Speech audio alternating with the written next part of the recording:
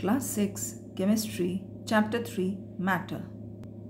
Children, in this video you will learn about the different states of matter.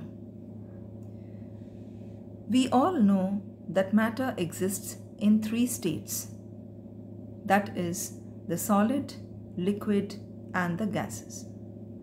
Let us study about these states in details.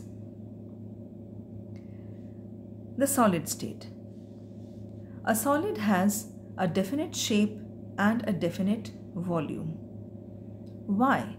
Why is the shape definite or the volume definite?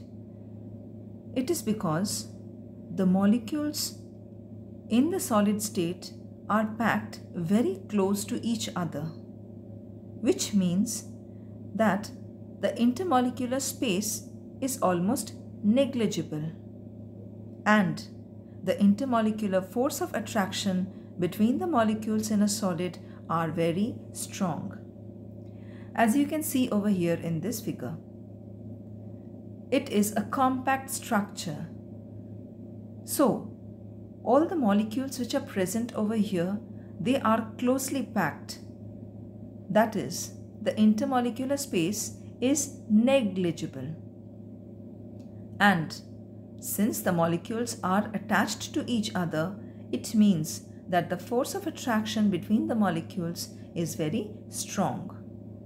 So, for this reason, the solids are very rigid, that is, they are hard. They have a definite volume. They can retain their shape. Yes, if you try to break a solid, it can break, but do you think it will turn into some other form? No. The shape more or less remains the same. If I give you a block of iron, will you be able to change the shape of that piece of iron? No, it will completely retain its shape. The solids are almost incompressible. You try to press the table, will you be able to? You will not be able to press it. But if I give you cotton or a block of sponge, will you be able to compress it? Yes, definitely. So, hard solids are incompressible, whereas the soft solids are slightly compressible. They can have any number of free surfaces.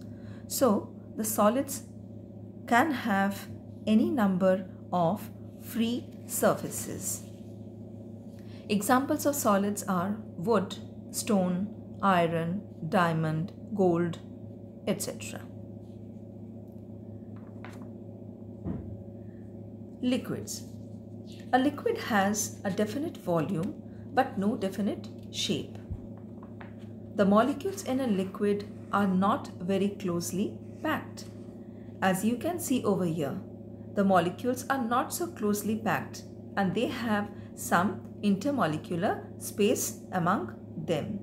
So, the force of attraction between the molecules in a liquid is not as strong as the solids. And the intermolecular spaces are also larger. So, these molecules of the liquid are able to move about freely. This is the reason the liquids can flow and take the shape of the container. A liquid does not have a definite shape. You can understand now why it is so. Because the intermolecular spaces are larger and the force of attraction is also not so strong as the solids. So, they do not have a proper definite shape. For example, if I give you a glass of water and a bowl.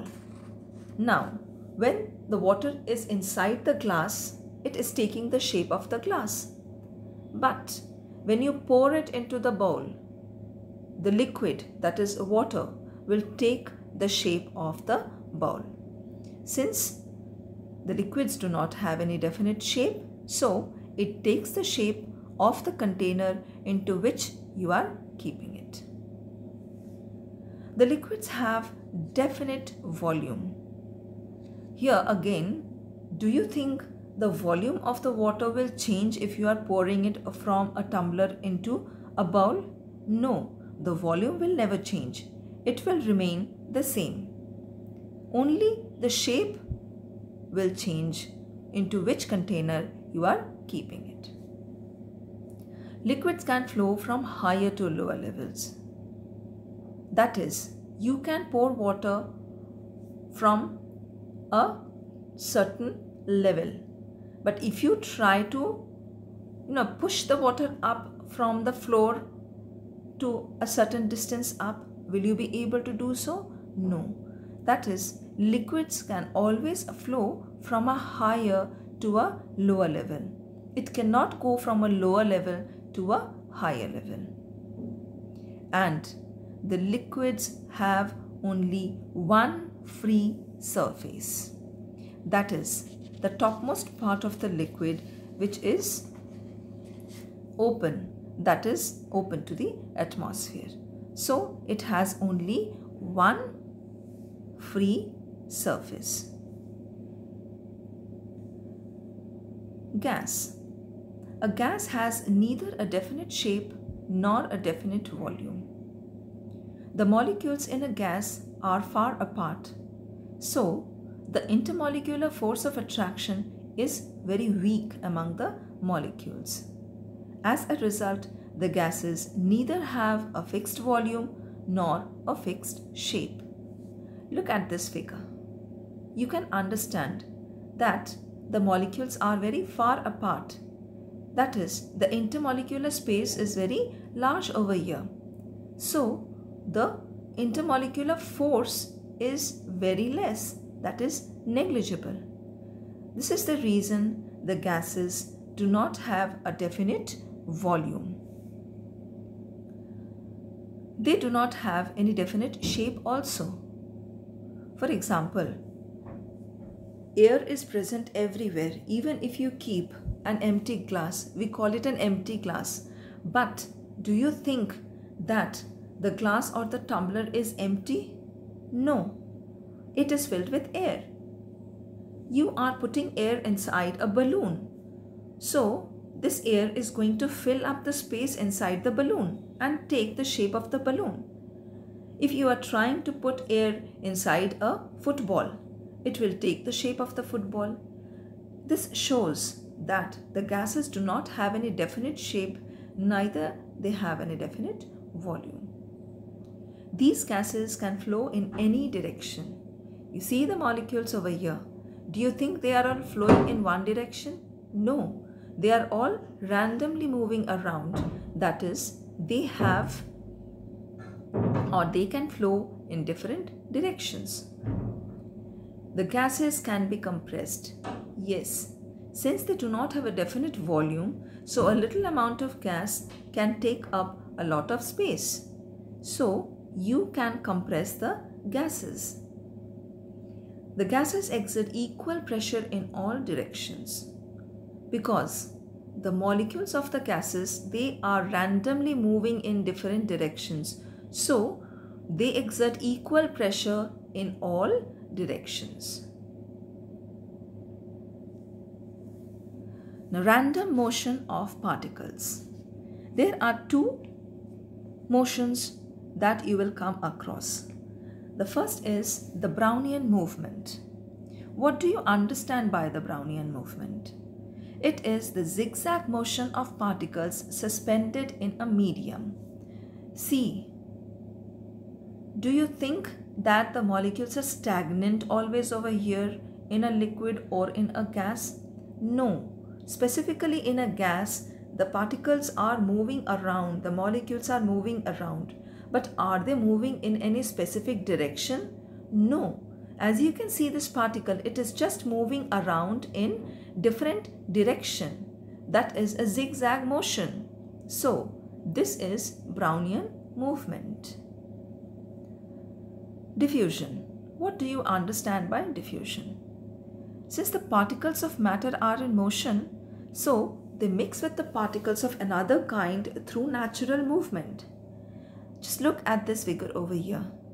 These blue are separate molecules, whereas the green ones are another gas molecule. Now when you open this jar, you can see that the green molecules are entering within the spaces of the blue molecules. That is, they are diffusing inside the molecules of the blue color. So this phenomena is known as diffusion.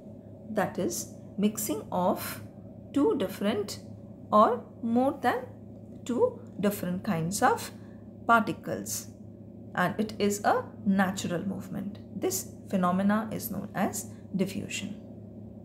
Now these gases, they diffuse very fast because the particles of gases have enough space between them, which allows them to move freely and mix up freely.